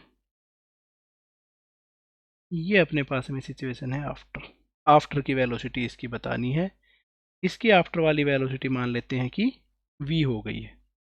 इस v की वैल्यू बतानी है, क्योंकि कैपिटल M की वेलोसिटी में तो कोई चेंज आएगा ही नहीं, स्मॉल m की जो फाइनल वेलोसिटी है वो आपको कैलकुलेट करनी है। ठीक है, इस क्वेश्चन के लिए आपके पास में ओनली 5 सेकंड है, क्वेश्चन को लिखो और आंसर करो। टिक टिक 1, टिक टिक 2, टिक टिक 3, टिक टिक 4, टिक टिक 5, टिक टिक 6, टिक टिक 7। 7 सेकंड दे दिए हैं, आई होप आपने आंसर कर दिया होगा। ठीक है, निकालते हैं अब करेक्ट तरीके से answer. Velocity of separation is equal to velocity of approach. Separation की वेलोसिटी हो जाएगी v माइनस 3, अप्रोच की वेलोसिटी हो जाएगी 3 प्लस 1, तो v minus 3 is equal to 4, और वेलोसिटी हो जाती है 7 मीटर पर सेकेंड। तो 7 इसका सही आंसर था। ठीक है, तभी मैंने 7 सेकंड दी थी। वाह, क्या जोक है, नकली सा। चलो तो बेटे नेक्स्ट क्वेश्चन है उसको लिखते हैं। तो बेटा नेक्स्ट क्वेश्चन है ये, A ball falls from a height such that it strikes the floor of lift at 10 meter per second. If lift is moving in upward direction with velocity 1 meter per second, then velocity with which the ball rebound after elastic collision will be. तो elastic collision के बाद में जो ball है वो किस velocity से rebound करेगी, ये हमें कैलकुलेट करना है। ठीक है, तो इस तरीके से एक बॉल है जो कि ऊपर से नीचे की डायरेक्शन में आ रही है, जब नीचे पहुंचती है तो है 10 मीटर पर सेकेंड, और ये है अपने पास में लिफ्ट का बॉटम। ठीक है, लिफ्ट कंप्लीटली ऐसी शेप में है भाई, पूरी लिफ्ट जैसी ही है। ठीक है, अब जो लिफ्ट है वो ऊपर की तरफ जा रही है 1 मीटर पर सेकेंड। अब देखो अगर मैं कंपेयर करूं तो लिफ्ट का जो वेट है वो बहुत ज़्यादा हैवी है एज कंपेयर टू जो बॉल का वेट है। ठीक है, तो ये लाइन तो मैंने मिटा ही दी है। ठीक है, इनिशियल सिचुएशन बन गई है ये। फाइनल सिचुएशन क्या बन जाएगी कि जो लिफ्ट है वो तो 1 मीटर पर सेकंड से ही ऊपर की तरफ जा रही होगी, जो बॉल है उसकी वेलोसिटी अपवर्ड डायरेक्शन में है व्यू वी वी बन जाएगी। तो ये अपने पास में क्वेश्चन बन चुका है। ठीक है, इतना सिंपल सा क्वेश्चन है, इससे ज़्यादा इसमें और कुछ नहीं है। तो पहले कर देते हैं velocity of approach is equal to velocity of separation, ये लगा लेंगे, इलास्टिक कोलिजन है। तो पहले देखो लिफ्ट ऊपर जा रही है, बॉल है वो नीचे आ रही है, तो दोनों के बीच में जो अप्रोच है उसकी वेलोसिटी हो जाती है 10+1। सेपरेशन है, इसकी वेलोसिटी निकालती है, बॉल ऊपर जा रही है, ये इससे पीछे आ रही है, तो v-1, तो 11 मीटर पर second is equal to v-1, velocity हो जाती है 12 मीटर पर सेकेंड। तो जो बॉल है वो अपवर्ड डायरेक्शन में 12 मीटर पर सेकेंड की वेलोसिटी से जा रही होगी। बस ये इतना सा आंसर बनता है। बिल्कुल सिंपल क्वेश्चन है, बिल्कुल सिंपल सा कंसेप्ट है, और इसमें कुछ भी करने की रिक्वायरमेंट नहीं है। चलो नेक्स्ट क्वेश्चन जो है वो करते हैं, कोलिजन विद वॉल, कि जो वॉल है उसके साथ में कोलिजन। ठीक है, कोई बॉल है उसका कोलिजन हो रहा है दीवार के साथ में। ठीक है, तो उस केस में किस तरीके से कोलिजन को हम लिखेंगे, क्या उसमें कोलिजन के जो सिनेरियो हैं वो बने, ये चीज़ हमें समझनी है। इसके अकॉर्डिंगली बहुत सारे क्वेश्चन आएंगे, उन सारे क्वेश्चंस का हम आंसर करें। नेक्स्ट जो अपना टॉपिक है कोलिजन विद वॉल, उसमें सबसे पहला टाइप का जो कोलिजन है वो आता है इलास्टिक कोलिजन। ऐसा मान लेते हैं कि इलास्टिक कोलिजन हो रहा है बॉल के साथ में। ऐसे है बेटा अपने पास में वॉल, ये ऐसे एक वॉल है, इस पे कोई u वेलोसिटी से कोई बॉल आके टकराई है।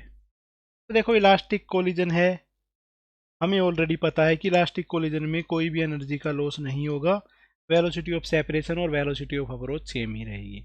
कोई बॉल u वेलोसिटी से आके टकराएगी तो वो u वेलोसिटी से ही रीबाउंड करेगी। तो इलास्टिक कोलिजन में ये अपने पास में आंसर आ जाए। ठीक है, जिस वेलोसिटी से टकराई है उसी वेलोसिटी से रीबाउंड करेगी।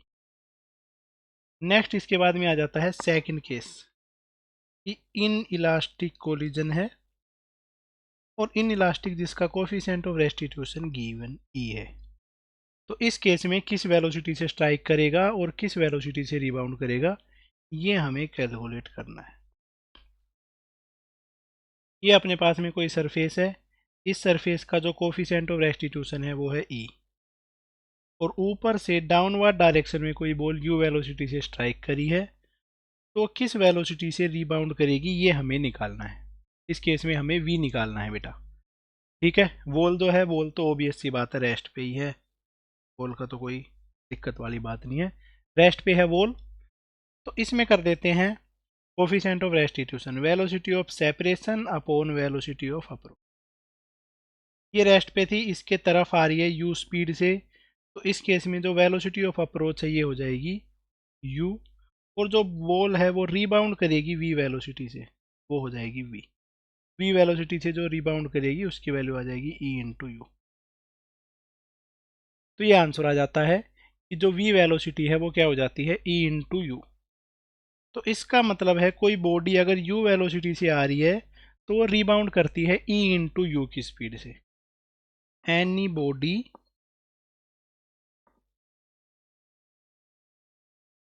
Body strike the wall with velocity u, it will rebound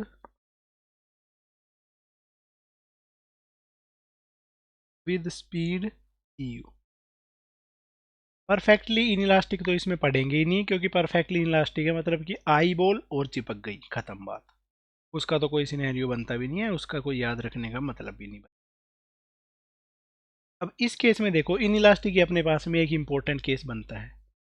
अगर कोई बॉल है वो h हाइट से गिर रही है उस सरफेस पे, तो वो कितनी हाइट तक रिबाउंड करेगी, ये हमें कैलकुलेट करना है।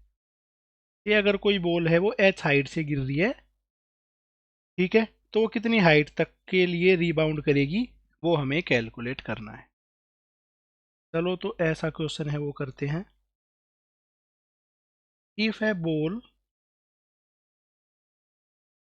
फ्रॉम हाइट h, ठीक है, on elastic on elastic ball,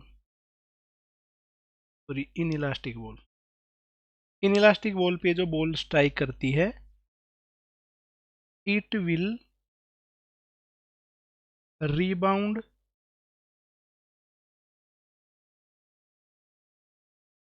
up to e square h, तो ये ई स्क्वेयर एच हाइट तक रीबाउंड करेगी।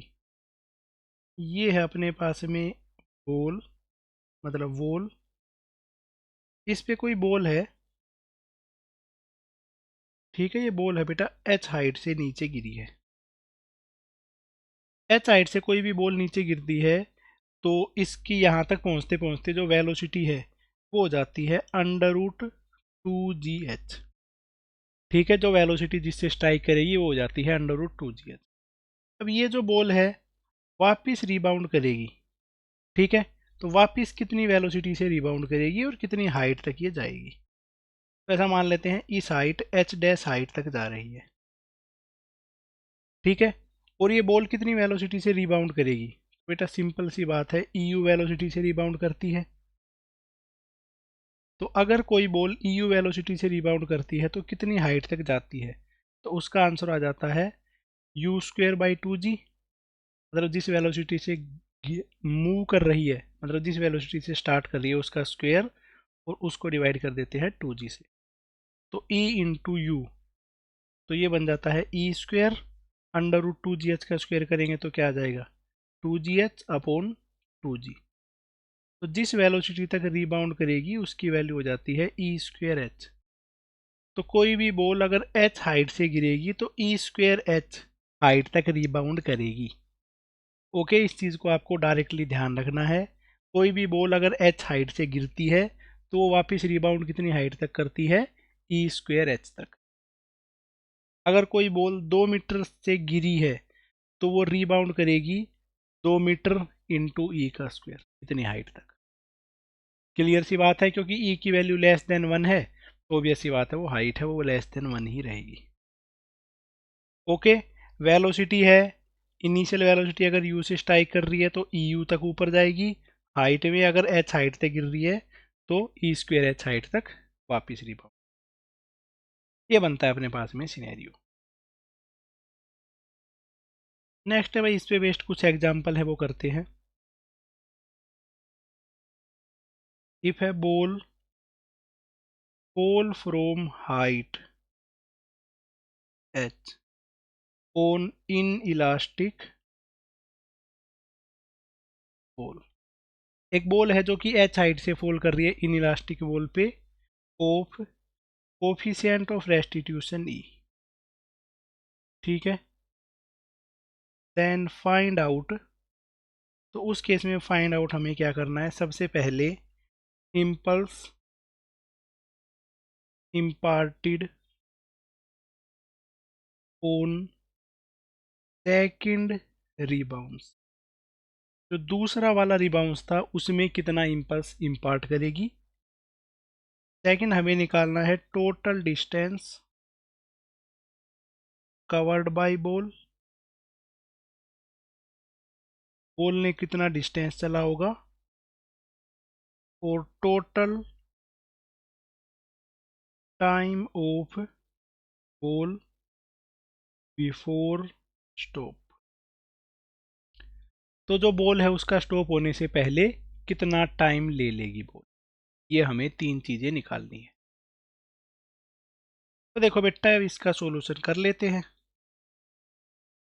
सिंपल सा क्वेश्चन है, कंसेप्ट ध्यान रखने हैं बस, इस चीज़ का करके आंसर आ जाएंगे। सबसे पहला अपने क्लास में जो काम है वो क्या है कि बॉल पे इम्पल्स कितना लग रहा होगा सेकंड रिबाउंड्स पे, तो वो निकालते हैं। ऐसे है अपने पास में सरफेस, सबसे पहले सिनेरियो में क्या होगा, बॉल है वो एच हाइट से नीचे गिरेगी, एच हाइट से नीचे गिरेगी, तो सबसे पहला जो रिबाउंस है वो अपने पास में इस तरीके से होगा, ठीक है, कि भाई थोड़ा सा कम नीचे गई है, दूसरा रिबाउंस है वो ऐसे होगा, तीसरा रिबाउंस है वो ऐसे होगा, ऐसे ऐसे करके बॉल रुक जाएगी।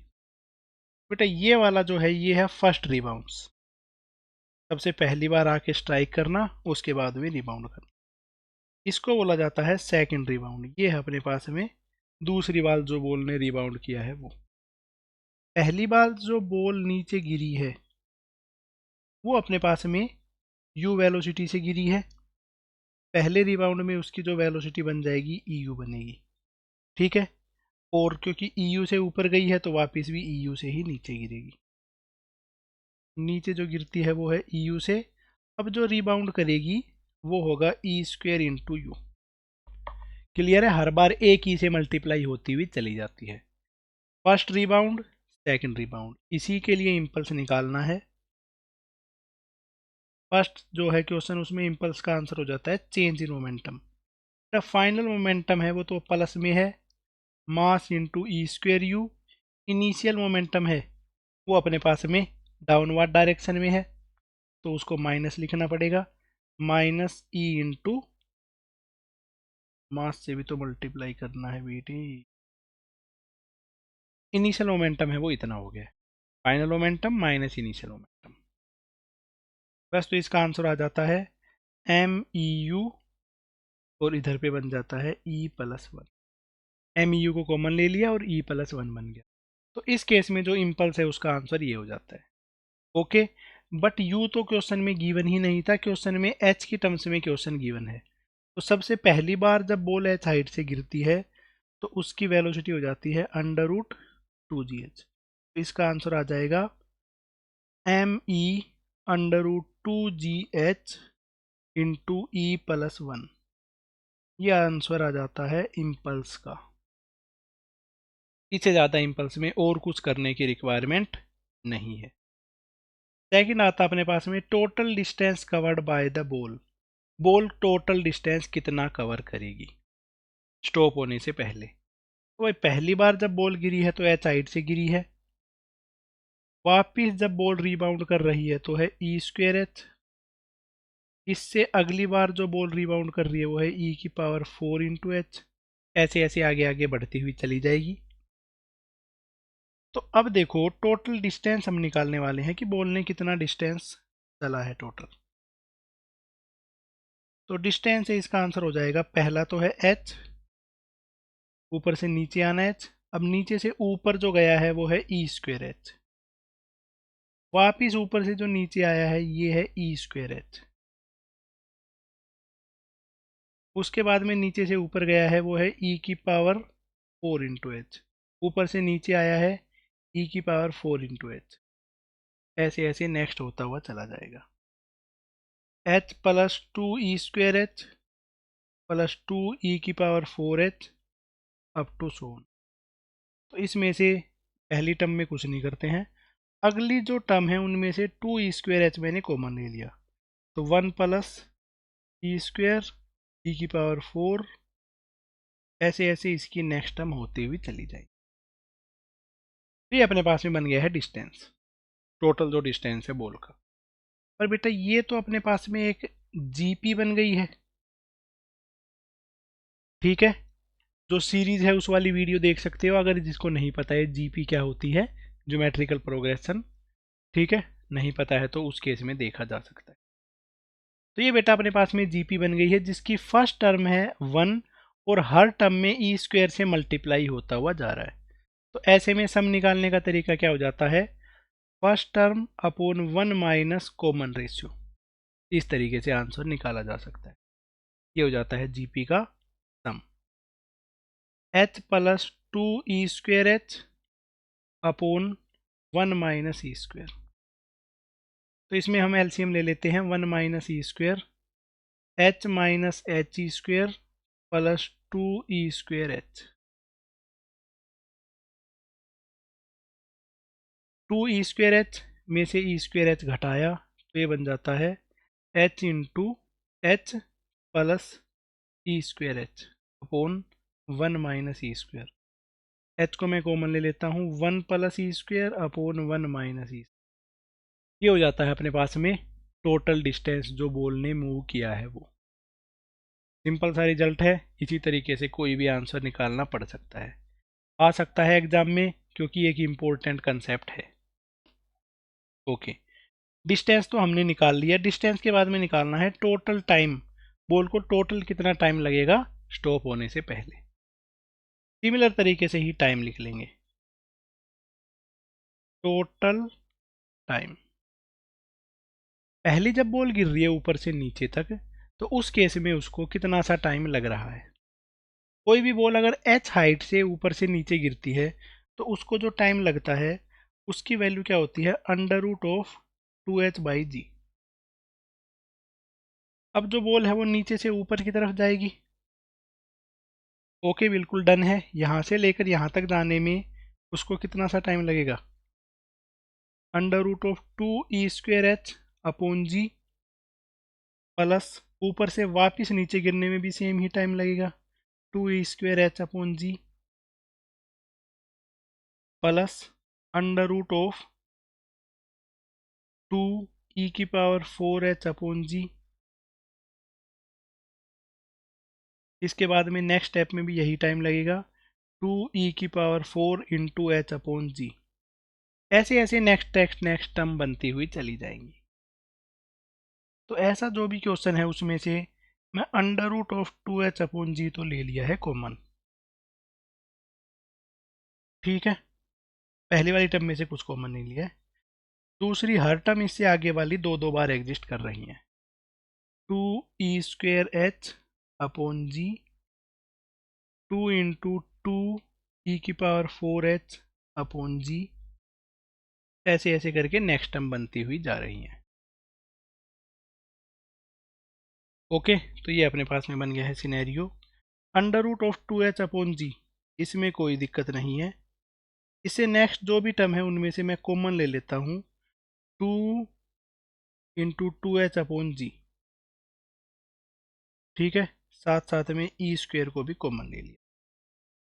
फर्स्ट टर्म में बचेगा 1, अगली टर्म में बचेगा रूट ऑफ e² जो कि होगा e, उससे अगली टर्म में बचेगा e², e³, ऐसे ऐसे सारी टर्म्स बनती हुई चली जाएगी। Under root of 2h/g plus 2e into 2h/g, ये अपने पास में अब जीपी बन गया है। अब इस जीपी का सम निकाल लेते हैं। फर्स्ट टर्म है 1/1 minus common ratio, under root of 2h/g common ले लिया, 1 plus 2e/1 minus E, under root of 2h/g 1 minus E, LCM आ गया है 1 माइनस ई प्लस 2e। तो ये बन जाता है under root of 2h/g 1 plus E upon 1 minus E. ये लग जाता है टोटल टाइम। इतना सिंपल सा इसका रिजल्ट था, बस रीअरेंज ही करना था और ज़्यादा इसमें कुछ मुश्किल नहीं है। ओके, बिल्कुल सिंपल सा इसका सिनेरियो है। इससे ज़्यादा ऐसे क्वेश्चंस में और कुछ हम नहीं कर सकते हैं। अब देखो, नेक्स्ट अपने पास में आता है ओब्लिक कोलिजन। ओब्लिक कोलिजन के बारे में कुछ भी नहीं पढ़ा है। ठीक है, तो बेटा ओब्लिक कोलिजन को सोल्व करना इतना इजी नहीं है कि डायरेक्ट ही कुछ भी चीज़ करी और ओब्लिक कोलिजन को सोल्व कर दिया। ठीक है, तो ओब्लिक कोलिजन में कुछ कंसेप्ट हैं जिनका लगा के प्रॉब्लम्स को सोल्व किया जा सकता है, बट उसके लिए हमें ज़्यादा से ज़्यादा नंबर ऑफ इक्वेशंस चाहिए, ज़्यादा से ज़्यादा इन्फॉर्मेशन चाहिए। ठीक है, तो जो जो इन्फॉर्मेशन हमें चाहिए उसके अकॉर्डिंगली कुछ चीज़ें हैं जो हम कर सकते हैं, वो लिखते हैं।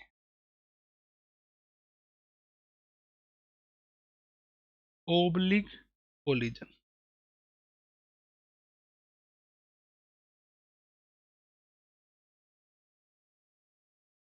ओब्लिक कोलिजन है, उसके बारे में लिखता हूँ। अपने पास में एक पार्टिकल है जिसका मास है m1, जो कि u1 वेलोसिटी से जा रहा था। इसके बाद में दूसरा पार्टिकल है m2, जो कि u2 वेलोसिटी से जा रहा था। ऐसे ऐसे दोनों पार्टिकल्स जा रहे हैं एक दूसरे की डायरेक्शन में। थोड़ी सी देर बाद में दोनों पार्टिकल आपस में कोलाइड करते हैं और दोनों की जो लाइन ऑफ इम्पैक्ट है वो है ये।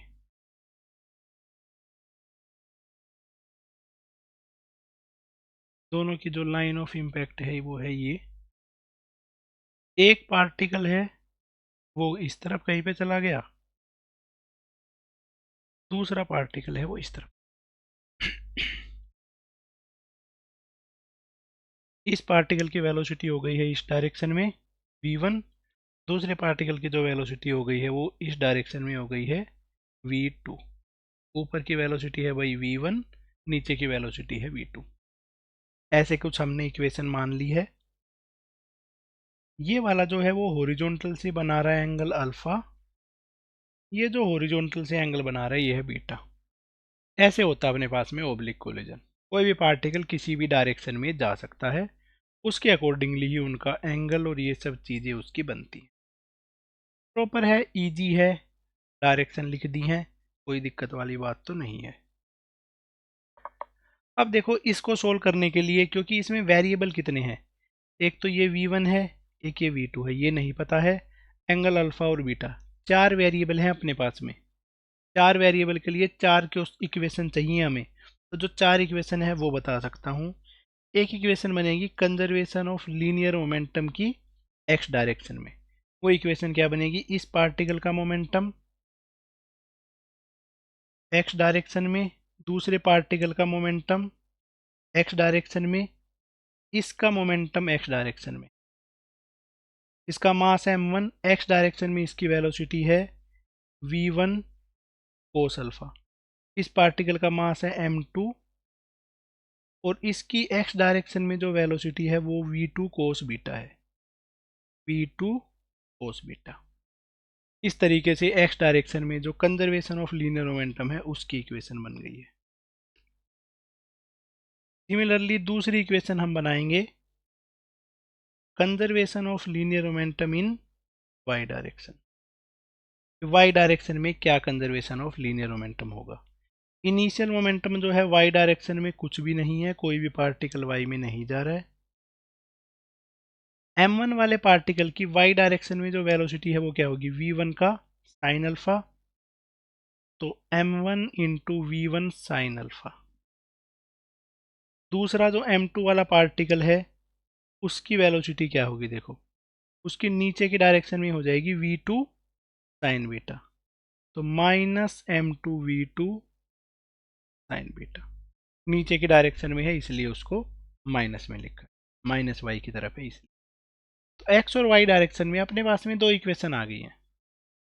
इन दोनों इक्वेशंस को सोल्व करके, पर दो से काम नहीं चलने वाला है, थर्ड इक्वेशन बनाएंगे जो कि होगी कोफिशिएंट ऑफ रेस्टिट्यूशन की। इसकी वैल्यू भी गिवन होनी चाहिए, इलास्टिक है, इन इलास्टिक है, परफेक्टली इलास्टिक है, परफेक्टली इन इलास्टिक है। एक इक्वेशन यहाँ से सोल्व हो जाएगी। और इसके अलावा नंबर फोर्थ अपने पास में कुछ ना कुछ और इन्फॉर्मेशन भी चाहिए होगी, या तो अल्फा बीटा का रिलेशन पता हो, ठीक है, या काइनेटिक एनर्जी पता हो, या अपने पास में कोई गिवन सिचुएशन हो, तभी जाके फोर्थ इक्वेशन बन पाएगी। इन सब चीज़ों से फोर्थ इक्वेशन हम नहीं बना सकते, ठीक है। तो इस वजह से ये वाले जो क्वेश्चन है ये बहुत ज़्यादा टिपिकल बन जाते हैं, ठीक है, जिनको मैथमेटिकली सोल्व करना बहुत ज़्यादा मुश्किल है। चार इक्वेशन अगर बन भी जाएं तो भी हमारे लिए सोल्व करना उतना ईजी नहीं है जितने ईजिली हम सोच रहे हैं। ओके, तो ऐसा इस केस में रहता है। पर ओब्लिक कोलिजन में एक स्पेशल केस है जिसको आपको डायरेक्टली ही याद रखना है, ठीक है। तो स्पेशल केस जो है वो देखते हैं। स्पेशल केस, तो स्पेशल केस है उसको समझो। If two equal mass particles, दो इक्वल मास के पार्टिकल्स हैं, कोलाइड इलास्टिकली, दो पार्टिकल हैं वो इलास्टिकली कोलाइड करे हैं एंड ओब्लिगली, ठीक है, मास उनका सेम है, उनके बीच का कोलिजन इलास्टिक है और उनका जो कोलिजन है वो ओब्लिक कोलिजन भी है। तो क्या होगा, then there velocity of separation, velocity after collision, ऐसे लिख लो चाहे, after collision will makes 90 degree angle, तो कोलिजन के बाद में इनकी जो वेलोसिटी है वो 90 डिग्री का एंगल बना रही होंगी। एक मास है m, दूसरा मास भी है m। एक u1 वेलोसिटी से जा रहा है, एक u2 वेलोसिटी से। ओब्लिक कोलिजन इनके बीच में हुआ, तो कोलिजन के बाद में क्या है, एक पार्टिकल इस तरफ जा रहा है तो दूसरा पार्टिकल इस तरफ जा रहा होगा। इसकी वेलोसिटी v1 है, इसकी वेलोसिटी है v2।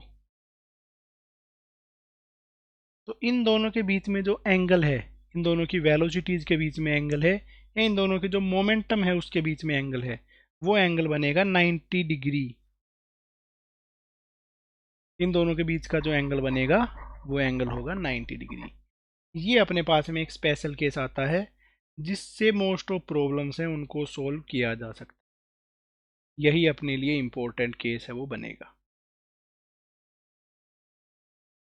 इसके बाद में जो नेक्स्ट कंसेप्ट है वो है कि ओब्लिक कोलिजन अगर वॉल के साथ हो तो उसका रिजल्ट किस तरीके से आएगा, उसमें हमें क्या चीज़ें ध्यान रखनी है। Oblique collision with wall, wall के साथ में ओब्लिक कोलिजन।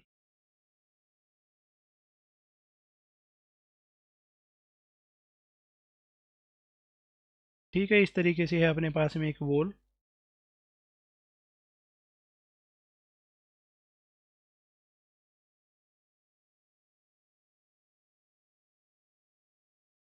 ये अपने पास में वर्टिकल। एक मान लेते हैं एक मास m है, वॉल की तरफ में जा रहा है। ठीक है, वॉल की डायरेक्शन में जा रहा है, वो u वेलोसिटी से वॉल की डायरेक्शन में जा रहा है और वॉल के साथ में एंगल थीटा से स्ट्राइक करता है और वॉल से टकराने के बाद में इस तरीके से जा रहा होगा इस डायरेक्शन में v वेलोसिटी से। ठीक है, और कोलिजन के बाद में जो एंगल बना रहा है वो है अल्फा। कोलिजन से पहले जो एंगल था वो थीटा था, कोलिजन के बाद में जो एंगल बन रहा है वो है अल्फा। अब इसके बाद में इसके हम कंपोनेंट कर लेते हैं। तो अब देखो बेटा, ये एंगल अगर थीटा है, ये लाइन और ये लाइन दोनों पैरेलल हैं, ये थीटा है तो ये वाला एंगल भी थीटा हो जाएगा। तो u का जो इधर वाला कंपोनेंट है वो बन जाता है थीटा, और m का इस डायरेक्शन का कंपोनेंट बन जाता है इसके मोमेंटम का m, या सिर्फ u कर लेते हैं, u कोस थीटा। ऊपर वाला जो कंपोनेंट है वो बन जाता है u साइन थीटा। ऐसे ही वेलोसिटी का हॉरिजॉन्टल और वर्टिकल कंपोनेंट निकालेंगे। तो वर्टिकल तो यही डायरेक्शन है, ठीक है, तो ये वाला एंगल जो है और ये वाला जो एंगल है, दोनों एंगल सेम ही होते हैं, तो इस एंगल को लिख दिया अल्फा। v का इधर वाला कंपोनेंट बन गया है v कोस अल्फा, इस तरफ का कंपोनेंट बन गया है v साइन अल्फा। तो अब यहाँ पे अपने पास में जो चीज़ें हैं वो लगाते हैं। अलोंग द वॉल जो होता है ना मोमेंटम, वो कंजर्व होता है, उसमें कोई भी चेंज नहीं हुआ है, ना कोई इम्पैक्ट फोर्स लगा है ना कुछ और लगा है। सिंस अलोंग द वॉल, बेटा वॉल के अलोंग में जो वेलोसिटी है वो सेम ही रहती है, तो u साइन थीटा और v साइन अल्फा ये दोनों सेम ही है।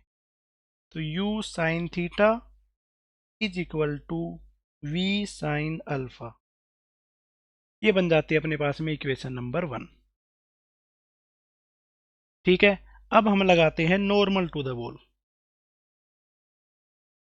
नॉर्मल टू द, इसका जो कोफिशिएंट ऑफ रेस्टिट्यूशन था वो e था। वॉल से नॉर्मल की डायरेक्शन में, वॉल से नॉर्मल की डायरेक्शन में क्या होता है कि जो इनिशियल वेलोसिटी है, ठीक है, जिस वेलोसिटी से पार्टिकल अपने पास में आ रहा था, उसको अगर मैं e से मल्टीप्लाई कर देता हूं, ठीक है, तब जाके बन जाती है फाइनल वेलोसिटी। क्लियर है बेटा ये फॉर्मूला? अगर हमें कोई बॉल है ऊपर से नीचे की डायरेक्शन में u वेलोसिटी से आ रही है, या वॉल से वो टकरा रही है u वेलोसिटी से, तो उसकी फाइनल वेलोसिटी क्या बन जाती है, e time of initial velocity. In elastic ball के केस में ये लिखा था, परपेंडिकुलर डायरेक्शन के लिए। बस इसी चीज़ का अब यूज कर लेते हैं। ई टाइम ऑफ, इसकी जो इनिशियल वेलोसिटी है नीचे की तरफ स्ट्राइक करने की, वो है u cos theta. E into u cos theta. Final velocity rebound के बाद की वेलोसिटी वो बन जाती है v cos alpha. V cos alpha, ये बन गई है इक्वेशन नंबर 2। ऐसे बन जाती है equation number 1 and equation number 2। तो इस केस में कर लेंगे इक्वेशन नंबर 1 से इक्वेशन नंबर 2 को डिवाइड। तो u sine theta upon E U cos theta is equal to V sine alpha upon V cos alpha. तो u से u cancel out, sine upon cos tan theta upon E, v से v cancel out, is equal to tan alpha. ये बन जाता है अपने पास हमें इसका answer. Tan theta upon E will be equal to tan alpha. ये जो रिजल्ट है ये आपको डायरेक्टली याद रखना है।